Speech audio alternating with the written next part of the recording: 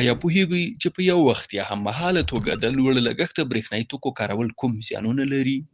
لومړی، په هممهاله ډول د لوړ لګښته برېښنايي توکو کارول ستاسو د برېښنا تجهیزات او ملکیت اړوند برېښنايي سیستم ته زیان رسوي او د انرژي موثریت مو کموي. دوهم، په هممهاله توګه د لوړ لګښته برېښنايي توکو کارول د برېښنا شبکه اضافه باره کوي، د بې وخته پرچاویو لامل کیږي او د برېښنا رسونې په برخه کې ستونزې رامنځته کوي.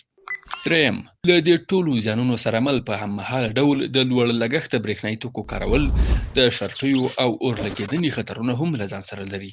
د افغانستان برېښنا شرکت ګرانو پیرودونکو، که غواړئ چې له یادو زیانونو په امان کې وي، د برېښنا لګښت مو مدیریت کړئ او له اړتیا پرته برېښنا مه کاروئ. د برېښنا له نااړینې کارونې تل مخنیوی وکړئ او د یو بل هیوادوال په کور روښانه کولو کې مرسته وکړئ. د برېښنا له لګښت کې سپما، کم لګښت، زیات سهولت.